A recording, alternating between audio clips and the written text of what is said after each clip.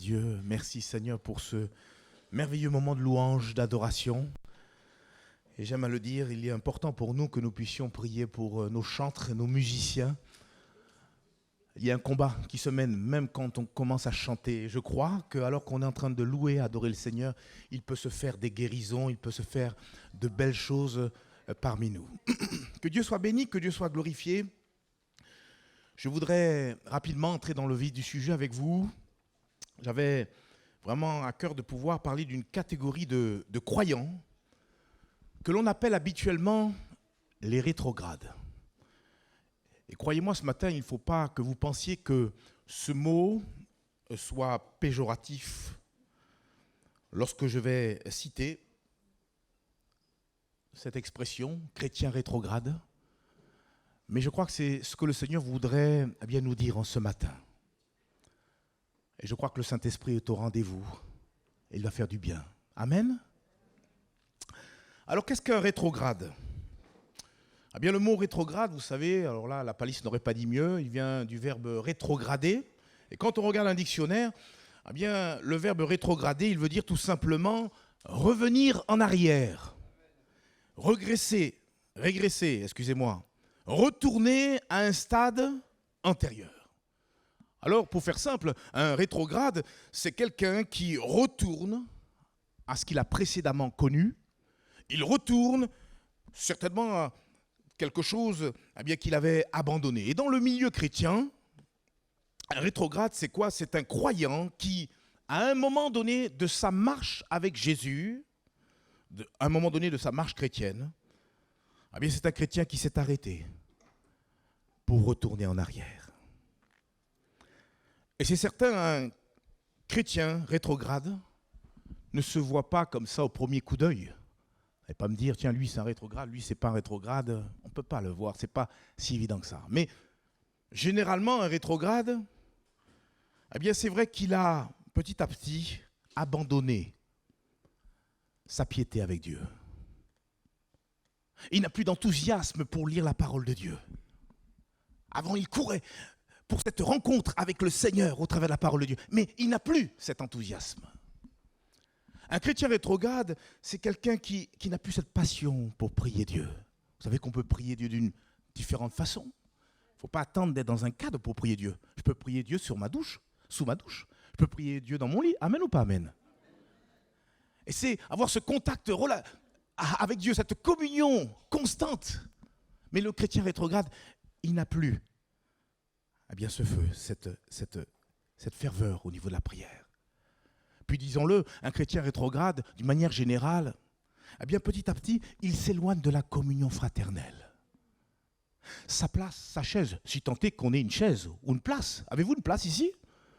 On peut s'asseoir devant, on peut s'asseoir derrière, etc. C'est le même Seigneur qui est devant ou derrière, vous l'avez compris ça. Mais vous m'avez compris aussi quand je vous dis qu'un chrétien rétrograde, c'est quelqu'un dont la place est vide. Et j'ai envie de dire, la place est vide au niveau du cœur du Seigneur. Le Seigneur n'entend plus sa voix dans l'assemblée des saints. Mais je vais même plus loin avec vous. Paradoxalement, un chrétien rétrograde, c'est quelqu'un qui aussi peut être assidu, peut-être à toutes les réunions. Mais intérieurement, il le sait. Spirituellement, tout est sec. Et c'est pour ça qu'on a eu raison ce matin de chanter « Seigneur, viens ranimer ton feu. Seigneur, viens et raviver cette flamme. » Et si nous sommes là, c'est parce que cette flamme, elle est bien présente. Et peut-être ce matin, tu reconnais que ta flamme, elle est étiolée. Elle est comme un lumignon qui fume encore. Il y a encore espoir, mon frère, ma sœur. Parce que le message que Dieu veut nous laisser ce matin est aussi un message d'espoir. Oui, on peut avoir l'apparence d'un chrétien. Et puis intérieurement, rétrogradé dans bien des domaines sur le plan spirituel. D'ailleurs, Jésus a su le dire à une église. C'est l'église de Sardes. C'est un premier texte que je vous propose de lire, Apocalypse chapitre 3, du verset 1 jusqu'au verset 2. Apocalypse chapitre 3, versets 1 et 2. Jésus lui-même qui va parler aux différents anges de différentes églises qui se trouvaient dans l'Asie mineure. Et il s'adresse cette fois-ci à l'église de Sardes et il dit, écrit à l'ange de l'église de Sardes, voici ce que dit celui qui a les 7 esprits de Dieu et les 7 étoiles. Et Jésus qui parle et qui dit, je connais tes œuvres. je sais que tu passes pour être vivant. Mais toi comme moi, tu sais que tu es mort. Et il donne ce conseil et cet encouragement, sois vigilant et affermis le reste qui est prêt de mourir, car je n'ai pas trouvé tes œuvres parfaites devant Dieu. En fait, le rétrograde, c'est celui qui, et quelque part, n'entretient plus sa foi. Il se laisse mourir, spirituellement parlant, vous l'avez compris, à petit feu.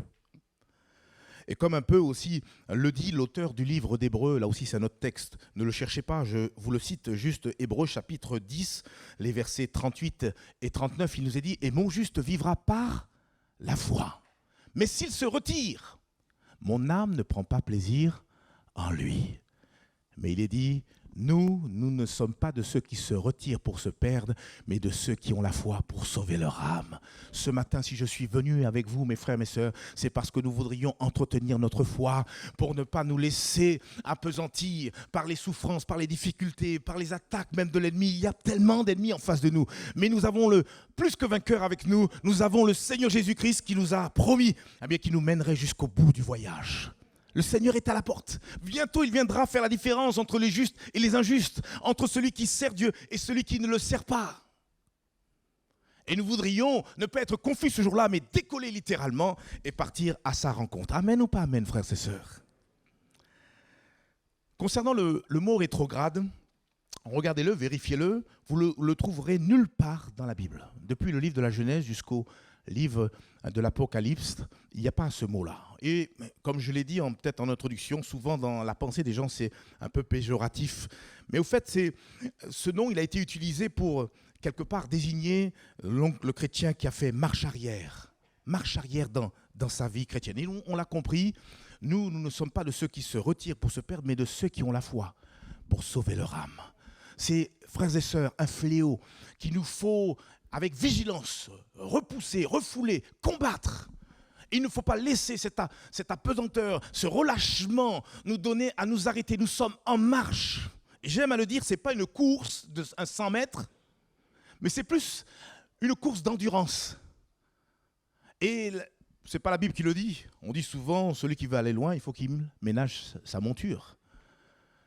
Mais on a besoin, sur le plan spirituel aussi, comprendre qu'on a besoin de l'action du Saint-Esprit, la grâce de Dieu pour aller jusqu'au bout du voyage.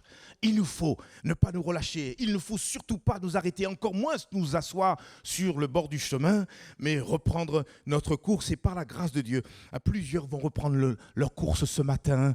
Que Dieu soit béni, que Dieu soit glorifié. Tu as eu raison de venir ce matin. Vous pouvez le dire à votre voisin, tu as eu raison de venir ce matin. Voilà, le Seigneur, il t'aime. Oui, dis-lui, tu as raison, mon frère, tu as raison de venir. L'ennemi voudrait, repose-toi, tu es fatigué. Ça a été très dur ces derniers mois. Repose-toi, reste, ne viens pas à l'église. Vous savez, frères et sœurs, pourquoi le diable s'acharne tellement? Alors, merci Seigneur, ici en France, on ne connaît pas pleinement la persécution, quoique, mais elle est encore insignifiante par rapport à d'autres pays. Et je vois l'acharnement du diable à pouvoir détruire les lieux de culte, à pouvoir les fermer. Et peut-être que, bien d'ici quelques années, peut-être que c'est ce que nous allons vivre ici en France. On ne sait pas. Le confinement était comme un peu un clin d'œil. Mais il y a des églises et même des chrétiens, de nos frères, de nos sœurs d'autres pays où ils sont plus persécutés. Ils sont depuis des années, des décennies privés de lieux de culte. La Bible dit, oh, qu'il est doux et qu'il est agréable pour des frères de demeurer ensemble. C'est là que Dieu répand la bénédiction. Vous avez vu encore dimanche dernier, le prédicateur qui vient, le Seigneur lui parle au travers d'un don spirituel. Dieu parle parmi nous. Et il est capable d'interpeller un cœur. Mais jamais pour nous écraser, jamais pour nous amoindrir, mais pour nous donner à aller de l'avant. Mon fils, ma fille, allez, va de l'avant, avance. J'ai vu ma dernière commencer à faire ses premiers pas. Au départ, bam, elle tombait. Et puis, allez, on se relève et puis c'est reparti de plus belle. Surtout elle. Ce matin, je voudrais vraiment qu'on voit ensemble quelques causes qui peuvent amener un chrétien à rétrograder. Très rapidement, la première cause qui peut amener un chrétien à rétrograder, c'est l'incompréhension de l'évangile, la parole de Dieu. Vous Vous savez, il y a pas mal de juifs, de contemporains, et donc de Jésus, qui ont suivi ce dernier. Et même, la Bible nous dit que des foules entières allaient suivre Jésus jusque dans les déserts. Ce qui sortait de la bouche était un parfum indicible qui venait du ciel, une véritable nourriture. Jésus a dit, l'homme ne vivra pas de pain seulement, mais de toute parole qui sort de la bouche de Dieu. Mais ce qu'on constate, c'est qu'un bon nombre d'entre eux ne comprenaient pas toujours. Allez, pour être plus juste, n'adhéraient pas toujours à ce que Jésus disait. Et c'est là où ça posait problème.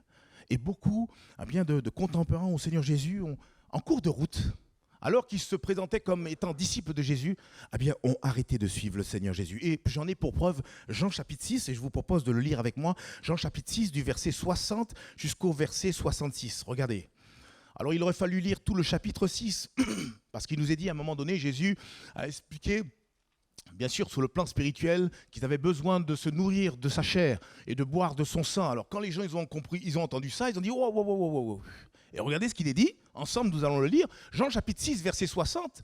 Plusieurs de ses disciples, après l'avoir entendu dire « Cette parole est dure, qui peut l'écouter ?» Jésus, sachant lui-même que ses disciples murmuraient à ce sujet, leur dit « Cela vous scandalise-t-il? Et si vous voyez le Fils de l'homme monter où il était auparavant? C'est l'esprit qui vivifie, la chair ne sert de rien. Les paroles que je vous ai dites sont esprit et vie. » Autrement dit, quand il avait dit de manger de sa chair et de boire de son sang, ce n'était pas sur le plan humain qu'il fallait le prendre. On en a tous compris, c'est sur le plan spirituel. Et Jésus continue et dit « Mais il en est parmi vous quelques-uns qui ne croient point. » Car Jésus savait dès le commencement qui étaient ceux qui ne croyaient point et qui était même celui qui le livrerait. Dès le commencement, il savait qui était Judas. Vous savez qu'il nous connaît ce matin. C'est pour ça, soyons tranquilles, soyons dans la paix. Il sait ce que tu passes, mon frère, ma soeur, comme difficulté. Il connaît tout. Chut. Il n'a pas expliqué tout au Seigneur, il sait. Voilà. Et il ajouta, toujours Jésus, « C'est pourquoi je vous ai dit que nul ne peut venir à moi si cela ne lui a été donné par le Père. » Et la Bible nous dit, Jean 6, verset 66, « Dès ce moment, plusieurs de ses disciples se retirèrent et ils n'allaient plus avec lui. » On est en plein sujet quand il nous est dit, ses disciples se retirèrent. Ils se retirèrent, ils rétrogradèrent. Il dit, mais si c'est comme ça, si c'est aussi compliqué que ça, eh bien nous, on arrête avec le Seigneur. Que Dieu nous garde, frères et sœurs. Que Dieu nous garde d'une telle décision, c'est un véritable suicide spirituel. Et d'ailleurs, Jésus a déjà révélé quelque part cette sorte de croyant à travers une des paraboles qu'il a citées, la parabole du semeur. Regardez quand il est dit dans Matthieu chapitre 13, verset 19. Je ne vous cite pas simplement des versets pour que vous puissiez les relire tranquillement chez vous. Alors notez-les. Merci Seigneur pour la technique. Vous avez tout projeté derrière mon dos. On lit ensemble. La Bible nous parle, c'est Jésus qui parle de cette parabole. Il dit, lorsqu'un homme écoute la parole du royaume et ne la comprend pas, le malin vient et enlève ce qui a été semé dans son cœur. Cet homme est celui qui a reçu la semence le long du chemin. Et quand Jésus dit lorsqu'un homme écoute la parole du royaume et ne la comprend pas, là aussi, il faut comprendre, je ne fais pas un jeu de mots, ce qu'il a voulu dire quand il dit l'homme écoute la parole et ne la comprend pas. Non pas que de manière intellectuelle, il ne pouvait pas comprendre la parole, parce que là, ce serait de l'injustice. Mais il faut plutôt comprendre cette première partie de verset de la manière suivante. Lorsqu'un homme écoute la parole du royaume et n'y adhère pas totalement, et ne l'accepte pas, et ne la refuse pas, parce qu'il y a des choses, quand on lit la parole de Dieu, qu'on n'accepte pas forcément. Ah ça, je suis d'accord. Mais le verset suivant, non. Hein. Ah non, non, non, non. En plus, il parle de pardon. Pas question de pardonner un tel bonhomme ou une telle femme. Quelqu'un dit amen, je ne sais pas pourquoi. Vous comprenez? Il faut écouter, mais aussi l'accepter, la recevoir. Je vous l'ai déjà dit, je vais déjà donner ce témoignage. Une fois, j'étais en entretien. Alors, ce n'est pas ici, rassurez-vous. Et j'étais devant une jeune sœur qui voulait aller plus loin avec le Seigneur. Elle voulait se faire baptiser. Entre-temps, j'avais appris de par sa maman qu'elle, pendant plusieurs mois, elle vivait en concubinage avec quelqu'un. Alors gentiment, dans le bureau, on est en tête à tête, je lui dis, tu veux aller plus loin que le Seigneur? Oh oui, oui, oui, oui, oui. Elle avait déjà annoncé la chose même sur Facebook à tous ses amis. Mais je lui dis, mais il faut d'abord que tu règles quelque chose. Elle dit, ah bon quoi? Oui. J'ai appris que tu vis en concubinage avec quelqu'un. Mais ça, c'est pas conforme à la parole de Dieu. Qu'est-ce que j'ai pas dit, frères et sœurs? Je ne sais pas si elle voulait pas me griffer à ce moment-là. Elle n'a pas du tout aimé. Elle n'a pas aimé la parole que je lui ai dit de la part du Seigneur. Parce que nous, en tant que pasteurs, nous sommes tenus, et tous les prédicateurs, de dire, non pas ce qui nous plaît, non pas ce qui va flatter l'auditoire, mais ce qui va nous permettre d'être debout lorsque Jésus-Christ reviendra sur les nuées. Et on a besoin, avec beaucoup d'amour, je vous assure, avec beaucoup de tendresse, de dire la vérité aux gens, mais la dire avec fermeté. On ne peut pas tergiverser, on ne peut pas négocier avec le péché. Et j'ai dit à cette jeune fille, il faut que tu choisisses. Je n'ai même pas eu le temps de lui dire. Elle m'a dit, ah mais tu es en train de me dire qu'il faut que je choisisse entre mon copain et Jésus. J'étais même étonné. J'ai dit, quelle clairvoyance. J'ai dit, c'est exactement ça. Et la jeune fille, avec un regard tout fâché, s'est levée. Elle a dit, mais si c'est comme ça. Et on ne l'a plus jamais revue. Vous comprenez? Eh oui, il y a des gens, ils ne comprennent pas la parole. Parce qu'ils ne veulent pas l'accepter comme il se doit, avec douceur et surtout avec humilité. Regardez ce qu'il est dit dans Jacques chapitre 1, verset 21. Jacques chapitre 1, verset 21.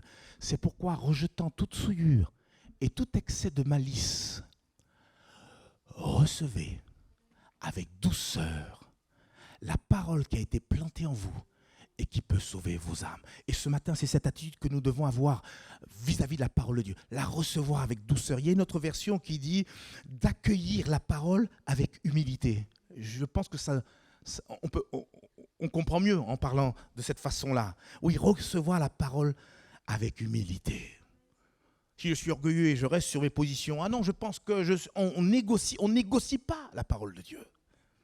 Mais quand elle est entendue, quand elle est lue, quand vous la lisez, recevez-la avec douceur. Et alors, elle produira son fruit de bénédiction et de grâce. Alléluia, dans nos cœurs, que Dieu soit béni. Voilà une première cause. Personne qui, tout feu, tout flamme au départ, et puis il n'y a plus personne. Pourquoi? Parce qu'à un moment donné, ils ont été contrariés, parce qu'ils n'ont pas compris l'évangile de Jésus-Christ. Et ces gens-là, ils sont devenus, à un moment donné, nos ennemis. Ça me rappelle ce qu'a dit l'apôtre Paul à une église qui se trouvait en Asie mineure. Et il a dit, mais suis-je devenu votre ennemi en vous disant la vérité? Celui qui aime la vérité, il suivra Jésus jusqu'au bout. Et la Bible, et c'est Jésus lui-même qui dit, ta parole est la vérité. C'est elle notre repère.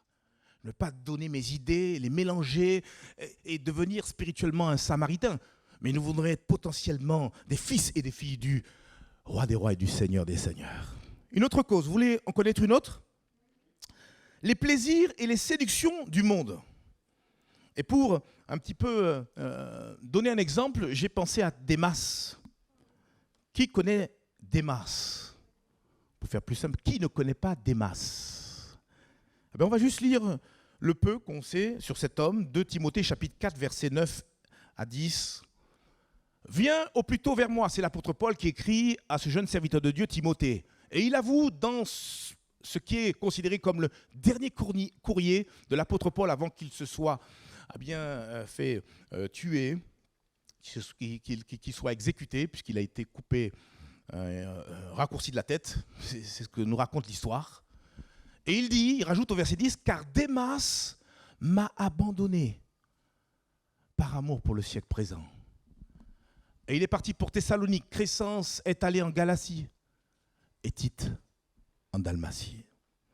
On n'a pas beaucoup d'informations sur Démas. Ce que l'on sait, et me semble-t-il, on le voit autre part, cité dans une autre épître, Démas était un disciple, potentiellement un disciple de Jésus-Christ, mais aussi un collègue. Il travaillait, il était dans le ministère, aux côtés de l'apôtre Paul.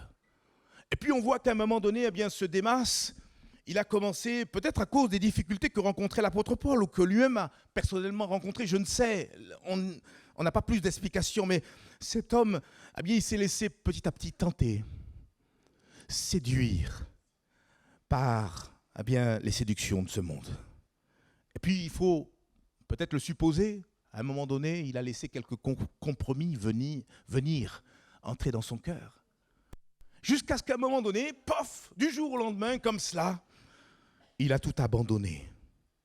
Il abandonne l'apôtre Paul, il abandonne sa foi, il abandonne le Seigneur Jésus. Mais je voudrais vous dire quand même que je ne pense pas que l'on devienne rétrograde du jour au lendemain comme ça. C'est à mon sens un long processus. Vous savez, quelquefois, le diable a l'impression qu'il ne nous fait rien, mais au loin, il sème ses graines. Il met son venin petit à petit dans notre marche pour à un moment donné nous happer. Et ça a été le cas de ce fameux Démas qui petit à petit s'est laissé séduire par les choses du monde. Alors ne me faites pas dire ce que je n'ai pas dit. Il y a des choses qui sont plaisantes dans ce monde, mais il y en a qui sont coupables. Il y a des séductions qui sont coupables et qui, au lieu de nous approcher du Seigneur, nous en éloignent. On a besoin, avec la parole de Dieu, de veiller à ce qui pourrait être une pierre d'achoppement sur notre route. Et entre autres les séductions, l'amour même du monde. Alors on est dans le monde, a dit Jésus, c'est vrai, mais il a demandé à son Père de nous préserver de l'esprit du monde. Regardez ce qu'il est dit dans Colossiens chapitre 3, verset 2. J'en ai quelques-uns comme ça à vous donner. Colossiens chapitre 3, verset 2, la Bible nous dit « Affectionnez-vous aux choses d'en haut et non à celles qui sont sur la terre. » Un autre passage, Jacques chapitre 4, verset 4. Alors là, Jacques, il est un petit peu plus hard. Il dit « Adultère que vous êtes. » Oups. Ne savez-vous pas que l'amour du monde est inimitié contre Dieu ? Celui donc qui veut être ami du monde se rend ennemi de Dieu. On ne peut pas tenir le monde d'un côté et tenir Dieu de l'autre côté. On va à un moment donné être écartelé. Pourquoi ? Parce qu'ils sont aux antipodes et ils s'écartent. Plus on s'approche, plus on marche avec le Seigneur, plus on s'éloigne du monde. On est toujours dans le monde. Il y a des choses que l'on peut faire, que l'on peut vivre et qui va réjouir notre cœur, ça c'est clair. Mais il y a des choses qui sont coupables et on s'en éloigne parce qu'on n'est plus intéressé par ces choses-là. On est intéressé par la personne de Jésus. 1 Jean chapitre 2 versets 15 et 17. 15 à 17. N'aimez point le monde, ni les choses qui sont dans le monde. Si quelqu'un aime le monde, l'amour du Père n'est point en lui. Car tout ce qui est dans le monde, la convoitise de la chair, la convoitise des yeux et l'orgueil de la vie ne vient point du Père, mais vient du monde. Verset 17, et le monde passe, et sa convoitise aussi, mais celui qui fait la volonté de Dieu demeure éternellement. Que Dieu nous aide à rester fermement attachés à lui, et que jamais les séductions de ce monde, qui sont éphémères, et qui au final nous éloignent loin de Dieu, ne puissent pas venir nous atteindre, mais que nous puissions avoir toujours dans la pensée, en vision, le retour glorieux de notre Seigneur Jésus-Christ. Voilà encore une autre cause, les plaisirs et les séductions du monde, mais il me faut aussi parler bien sûr des persécutions. Vous parlez également des souffrances qui sont occasionnées par notre foi en Dieu. Suivre Jésus nécessite une part de souffrance de notre part. Là, j'aurais aimé entendre un amen. La vie chrétienne est aussi malheureusement, ou bien heureusement, je dis malheureusement, bien heureusement, jalonnée aussi de souffrances et d'épreuves. Je dis bien heureusement parce que ces souffrances et ces épreuves sont voulues de Dieu et même vont contribuer à fortifier notre foi et nous donner d'être encore plus que vainqueurs jusqu'au bout du voyage. Je l'ai déjà dit ici en ces lieux, ça je pense que ça m'a marqué toute ma vie, un prof de français qui au milieu de son cours, elle savait que j'étais chrétien, a crié tout fort devant tous, « Joël, si tu te décides à suivre ce livre en parlant de la Bible, tu vas souffrir. » Je dis, waouh, vous savez, les gens sont clairvoyants. Hein, et il y en a, ils ne veulent pas s'engager avec le Seigneur parce qu'ils savent ce que cela va entraîner. Elle avait raison. Oui, il y a une part de souffrance qui nous incombe. La Bible dit, tous ceux qui veulent vivre pieusement en Jésus-Christ seront persécutés. La Bible dit, 1 Pierre chapitre 4 et le verset 1, « Ainsi donc, Christ ayant souffert dans la chair, vous aussi armez-vous de la même pensée. Car celui qui a souffert dans la chair en a fini avec le péché. » J'ai un autre passage aussi de Timothée, chapitre 1, verset 8. « N'aie donc point honte du témoignage à rendre à notre Seigneur, ni de moi son prisonnier, mais souffre avec moi pour l'Évangile par la puissance de Dieu. Souffrir pour l'Évangile, c'est quelquefois sous la poussée du Saint-Esprit. Dieu nous pousse à parler à quelqu'un du Seigneur, et puis en face de nous, il y a quelqu'un qui se moque de nous. Alors là, on a un petit peu l'air bête, et surtout quand il se moque de nous devant d'autres camarades. Mais c'est pas grave ça, c'est pas grave. On s'est moqué du Seigneur. On lui a raillé, on lui a fait plein de choses. Et nous, on n'aurait pas aussi à participer? Petite partie de souffrance. C'est important de réaliser ces choses. Vous savez, certains chrétiens veulent les bénédictions, et que les bénédictions, mais quand il faut aussi souffrir, il n'y a plus personne. Ah non, Seigneur, c'est pas possible. Comment je vis ces choses? Et oui, et si tu savais ce que le Seigneur avait vécu. Une amie maghrébine et qui était musulmane aussi, et de fil en aiguille a été intéressée pour connaître la Bible. Et on passait des bons moments ensemble. Et plus elle venait, on avait des petits groupes, on était encore étudiants à l'époque, on avait des petits groupes universitaires, on partageait la Bible. Et il y avait des inconvertis qui venaient, d'autres étudiants. Et cette étudiante maghrébine découvrait la Bible. Une enfant qui buvait la parole de Dieu. Extraordinaire. Elle avait reconnu que la parole de Dieu était vraie. D'ailleurs, elle me l'a dit un jour. Tout triste, elle est venue me voir, elle m'a dit, écoute Joël, maintenant je suis plus que convaincu, la Bible c'est la vérité.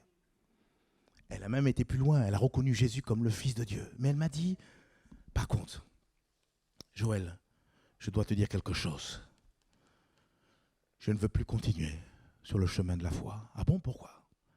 Et elle m'explique que si elle choisit Jésus ouvertement, eh bien elle aura des représailles au niveau de sa famille qui est musulmane.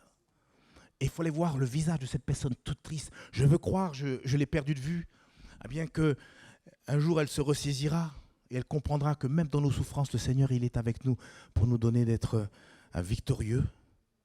Mais ce jour-là, elle avait choisi quelque part de rétrograder. Elle qui commençait si bien, mais qui s'est arrêtée. Pourquoi? Parce qu'elle a eu peur eh bien, de souffrir pour le nom de Jésus-Christ.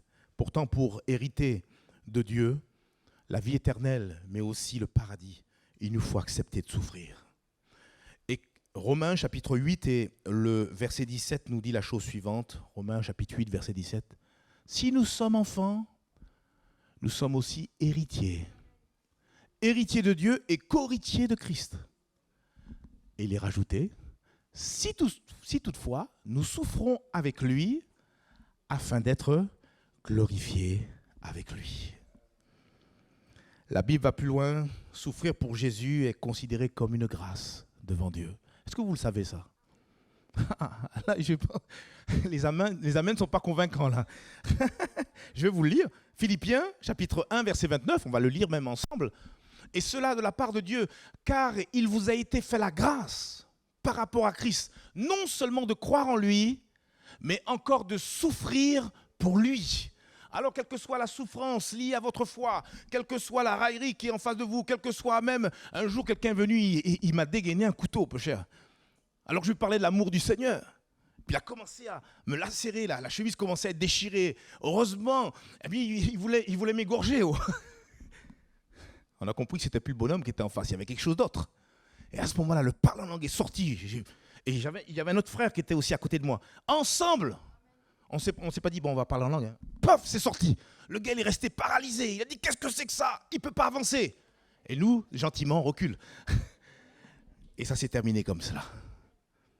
Persécuté, bafoué, raillé. Quel honneur. Un jour, le Seigneur sera révélé, reconnaître ceux et celles, alléluia, qui ont été inébranlables, même face à la persécution, et que Dieu nous garde eh bien, de rétrograder à cause eh bien, des souffrances et des persécutions. Une autre cause, très rapidement, ce sont les fausses doctrines. Et Dieu seul sait combien eh bien, de chrétiens rétrogradent à cause des fausses doctrines. Il y a toutes sortes de choses. Internet, c'est très bien. Mais frères et sœurs, je vous encourage avant tout à approfondir la connaissance de la parole de Dieu. Afin que lorsque vous serez confrontés à différentes prédications, à différentes doctrines exposées au travers d'Internet ou les réseaux sociaux, eh bien, vous puissiez comparer ces choses avec la parole de Dieu. Le problème, c'est qu'il y en a qui connaissent très peu la parole de Dieu. Et ils apprennent tout au travers de docteurs. Malheureusement, il n'y a pas que des bons docteurs. Il y a des faux docteurs. Il y a des faux prophètes. Aujourd'hui, c'est la mode, les faux prophètes. Tout le monde annonce le retour du Seigneur, tout le monde annonce la fin du monde, tout ça, etc. Des faux prophètes et des faux docteurs, il y en a de plus en plus. Mais c'est à nous de veiller. L'apôtre Paul dit 2 Timothée chapitre 4, versets 3 et 4. Car il viendra un temps où les hommes ne supporteront pas la saine doctrine, mais au contraire, ayant la démangeaison d'entendre des choses agréables, ils se donneront une foule de docteurs selon leurs propres désirs, et détourneront l'oreille de la vérité et se tourneront vers les fables. Que Dieu nous garde aussi de toute forme de fables, mais que nous restions attachés à la parole de Dieu. Un exemple parmi tant d'autres, parlant des fausses doctrines, il y a des gens qui mettent en avant, et d'ailleurs ils écrivent des gros livres, et nous invitent à pouvoir entrer en contact dans le monde, avec le monde spirituel au niveau des anges. Et ils donnent, comme dit la Bible, un culte, ils vouent un culte aux anges. Alors ils les catégorisent, ils font toute une sorte d'enseignement, frères et sœurs. Ayons du discernement. Les anges, ce sont des réalités. Dieu nous les envoie, ils sont à nos côtés. La Bible dit qu'il fait en sorte qu'un ange campe à nos côtés pour nous garder, nous protéger, mais jamais il nous a demandé de pouvoir entrer, de pouvoir même prier, nous adorer des anges. C'est impossible. C'est pas ce que la Bible dit. Un seul homme a essayé d'adorer un ange, c'est l'apôtre Jean sur l'île de Patmos. Et l'ange lui a dit, mais qu'est-ce que tu fais? Adore Dieu seul. Pas question d'adorer les anges. Mais si je ne connais pas ce passage, je vais me laisser bobiner. Bien sûr, si nous voyons un ange, là, c'est extraordinaire, c'est beau à voir. Mais pas question d'adorer la créature. Il faut adorer le Créateur seul. Tu n'auras point d'autre Dieu devant ma face. On étudie les commandements le mardi. C'est important de connaître la parole de Dieu. Un avant-dernier exemple de cause qui pourrait nous amener les uns les autres à peut-être connaître une vie de rétrograde, ce sont quelquefois nos choix irréfléchis. Alors c'est un cas particulier, mais il y a quand même certains croyants qui, d'une manière délibérée, font des choix irréfléchis, insensés. Je parle de chrétiens. Et ça dénote quelque part, oui, qu'il y avait certainement des failles ou des problèmes de fondement. Et puis à un moment donné, ces personnes décident de faire des choses qui sont, sur le plan spirituel, suicidaires. On a un exemple, Judas. Judas qui a côtoyé le Seigneur de si près, c'était un apôtre. Même quand Jésus, dans Jean chapitre 13, a nettoyé les pieds de ses différents disciples, il a aussi nettoyé le pied, et donc les pieds de Judas. Un homme qui était si près du Seigneur Jésus. Pourtant, à un moment donné, a fait le choix de passer un pacte avec tous les chefs religieux. Et pour 30 pièces d'argent. 30 pièces d'argent, ça correspondait à un mois de salaire. Un coup de folie. Et on voit bien qu'il avait un problème à régler puisqu'il avait un problème de cupidité dans son cœur qu'il n'avait jamais réglé. Et à cause de ça, par un choix irréfléchi, cet homme également a rétrogradé. Vous savez, dans le sud de la France, on a appris qu'il y a un pasteur qui a quitté son épouse, quitté ses enfants, il en avait plusieurs, pour aller vivre sa vie amoureuse avec une personne du même sexe que lui. Ses collègues pasteurs ont essayé de le raisonner et il a dit tout simplement qu'il assumait son choix sans aucun regret. Vous comprenez quand je dis des fois, donc des choix irréfléchis. Des fois tellement irréfléchis et même insensés qui semblent nous donner à vivre comme un non-retour. Un non-retour. Regardez ce que dit la Bible dans Hébreux chapitre 6, versets 4 et 6. Hébreux chapitre 6, versets 4 et 6. Car il est impossible que ceux qui ont été une fois éclairés, qui ont goûté le don céleste, qui ont eu part au Saint-Esprit, qui ont goûté la bonne parole de Dieu et les puissances du siècle à venir, verset 6, et qui sont tombés, soient encore renouvelés et amenés à la repentance, puisqu'ils crucifient pour leur part le Fils de Dieu et l'exposent à l'ignominie. Alors bien sûr, il faut bien comprendre ce passage. Il peut se faire, et certainement moi le premier, de connaître dans notre marche des moments où nous tombons, où nous chutons, mais de suite nous nous relevons. Mais un exemple comme j'ai donné précédemment, celui de Judas, mais c'est terrible. Il y avait comme un non-retour pour lui. Et il a essayé, il a eu pas mal de remords, pas mal de regrets, mais il n'a pas connu la véritable repentance. Et cet homme, vous savez, ce qui lui est arrivé puisqu'il est parti, il est parti se pendre. Une dernière cause, et puis on va terminer par cela. On a parlé, bien sûr, de l'incompréhension de la parole de Dieu, on a parlé des plaisirs, des séductions de ce monde, on a parlé à l'inverse des persécutions et puis des souffrances occasionnées à cause de notre foi. On a parlé des fausses doctrines, on vient de voir les choix irréfléchis. Je voudrais terminer avec les blessures qui sont occasionnées par les frères et les sœurs dans la foi. Il ne faudrait pas qu'on passe à côté de ça. Vous savez qu'il y a des personnes, des chrétiens, chrétiennes, qui aujourd'hui ne sont plus dans les églises. Pourquoi? Parce qu'à un moment donné, dans leur marche avec le Seigneur, ils ont été comme heurtés, profondément blessés par d'autres chrétiens. Vous savez, quand c'est des gens de l'extérieur, on peut relativiser. C'est des gens qui ne connaissent pas le Seigneur. Mais les blessures les plus profondes, ça se trouve et ça se passe dans les familles. C'est vrai ou c'est pas vrai? Et ne formons-nous pas une seule et même famille?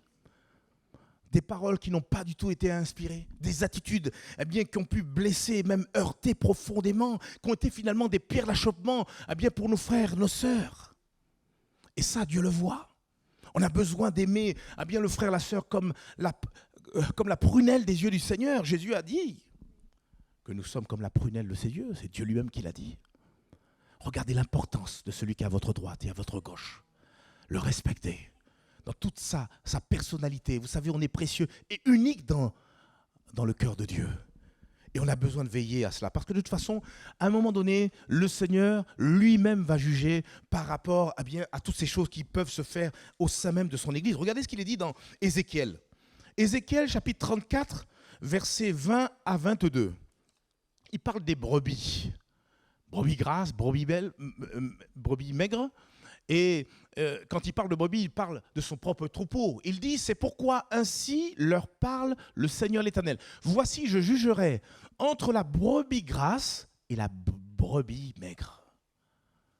Parce que vous avez heurté avec le côté et avec l'épaule et frappé de vos cornes toutes les brebis faibles jusqu'à ce que vous les ayez chassées. Je porterai secours à mes brebis, afin qu'elles ne soient plus au pillage, et je jugerai entre brebis et brebis. Frères et sœurs, ne jugeons pas. La seule dette que nous devons avoir à l'égard de nos frères et de nos sœurs, c'est de pouvoir nous aimer les uns les autres. Et je sais que l'amour, et vous le savez tout comme moi, l'amour ne fait pas de mal au prochain. Que Dieu nous garde. Frères, d'être une pierre d'achoppement, frères et sœurs, d'être une pierre d'achoppement pour nos autres frères et nos autres sœurs. Sachons avec l'amour, avec bienveillance, accueillir les gens, les aimer de tout notre cœur. Alors vous l'avez compris, on peut continuer comme cela et trouver d'autres causes. On n'a pas le temps ce matin. Je voudrais juste terminer avec une conclusion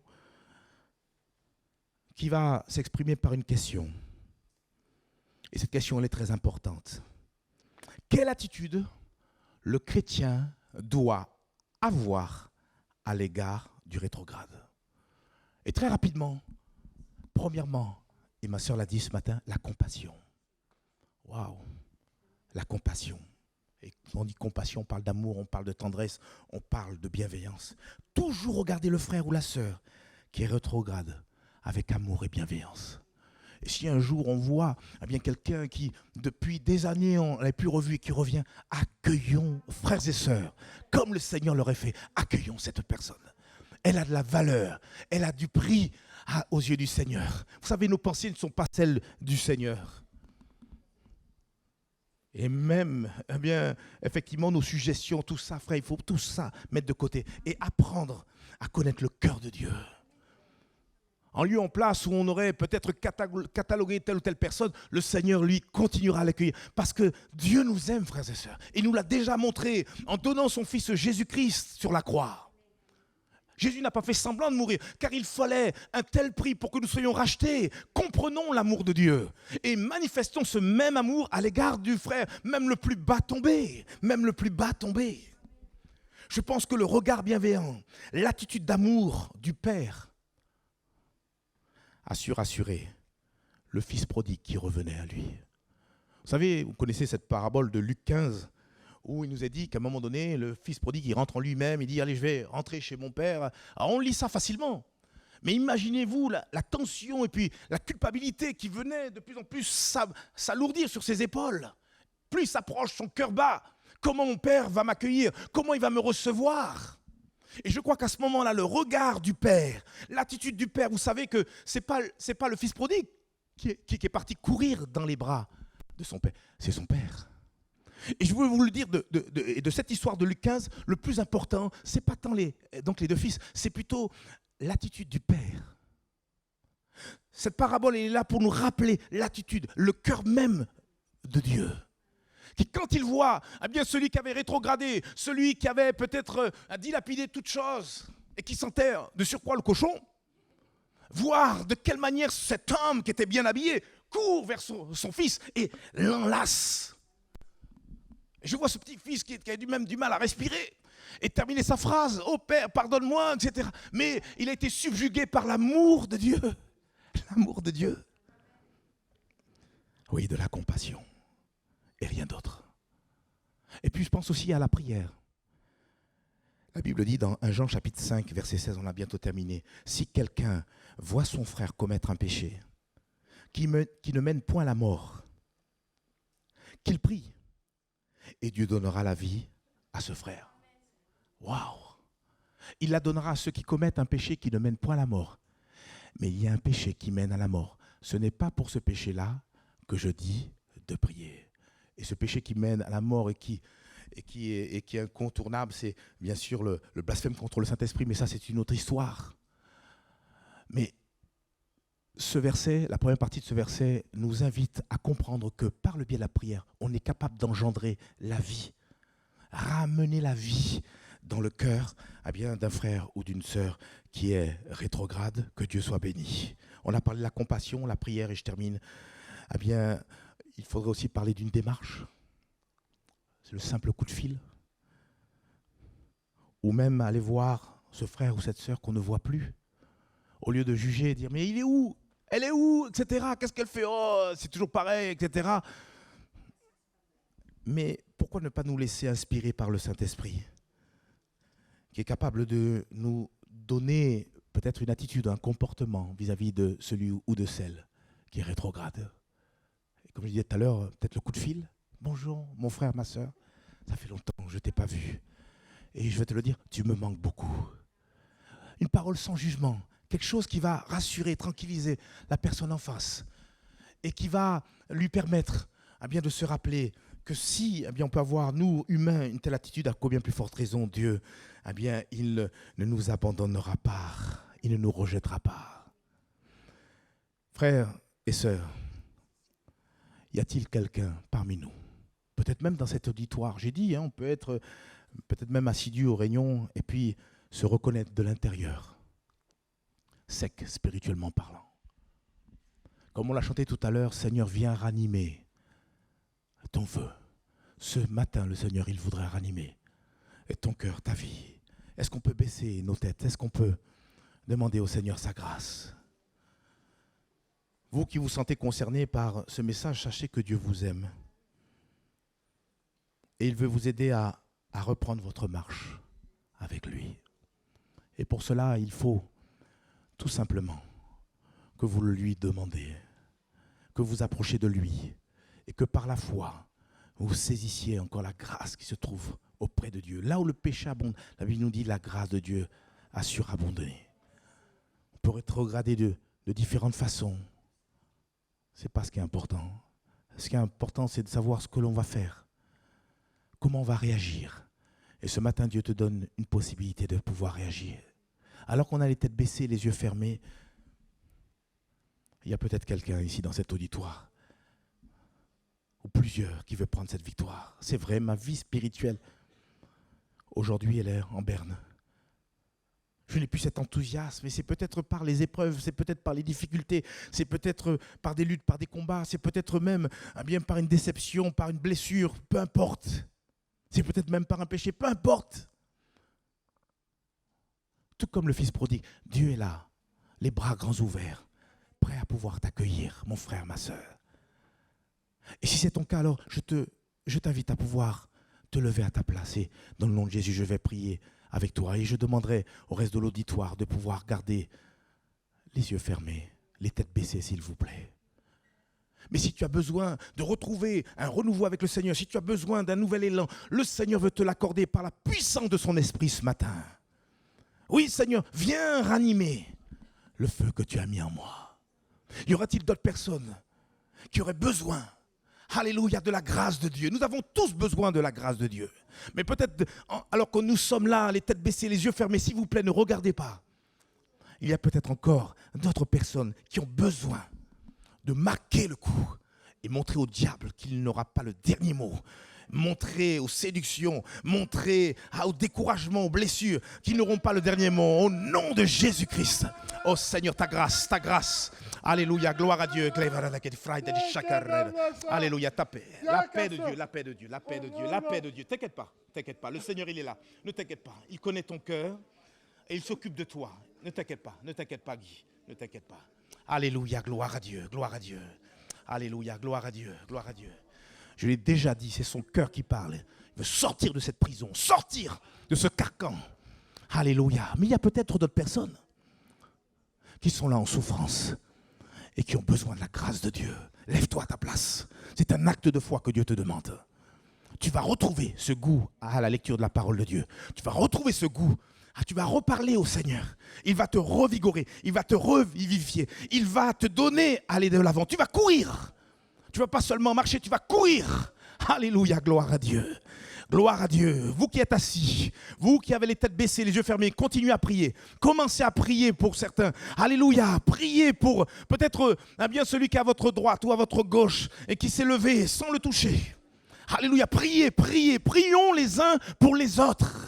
Confessons les péchés les uns les autres. Il y a un temps de réveil. Il y a un temps de grâce. Il y a un temps où le Seigneur veut se manifester. Alléluia. Nous voulons cette parole qui dérange. Nous voulons cette parole qui nous réveille. Nous voulons cette parole, alléluia, qui chamboule les œuvres des ténèbres. Oh Seigneur, ta grâce, ce matin, je te prie, Seigneur, de consumer ce qui n'est pas ta gloire dans la vie de mes frères et de mes sœurs.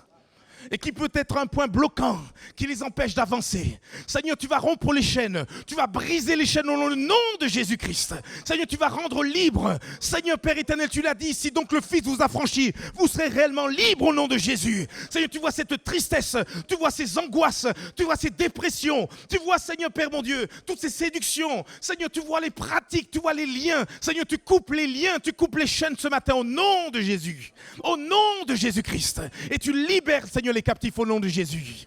Alléluia, prions ensemble. Vous qui êtes debout, alléluia. Priez de tout votre cœur. Même on va faire quelque chose, on va se lever tous. On va prier de tout notre cœur, on va demander au Seigneur sa grâce. Alléluia, alléluia. Le Seigneur va ranimer le feu, mon frère, ma soeur. Il va te renouveler. Il va te faire grâce. Il ne t'accuse pas à cause de tes péchés. Alléluia, il est le Dieu, alléluia, miséricordieux.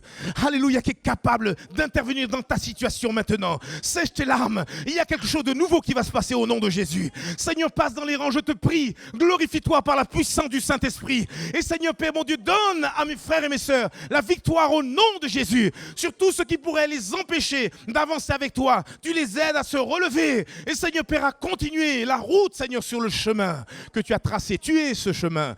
Tu es, alléluia, la route, Seigneur, qui nous mène jusque dans la vie éternelle au nom de Jésus. Nous lions les œuvres des ténèbres. Nous brisons les œuvres des ténèbres au nom de Jésus. Nous refoulons, Seigneur, tout ce qui peut alourdir nos épaules au nom de Jésus. Père, pour la gloire de ton nom, pour la gloire de ton nom au nom de Jésus. Seigneur, les œuvres du diable sont détruites. Tu es venu pour détruire les œuvres du diable au nom de Jésus. Oh rabatati shekeleba rabata koma mama shaka rabaraba side. Ko rabatanina ma shaka baba karabaraba side. Seigneur, ton feu, ta grâce. Seigneur, oui, viens déranger nos cœurs par ta parole. Viens, Seigneur Père mon Dieu, chambouler nos cœurs par ta parole. Viens, Seigneur Seigneur Père, susciter la foi. Seigneur Père, nous enlevons toute forme de carcan. Seigneur, lui, l'onction vient briser le joug au nom de Jésus-Christ.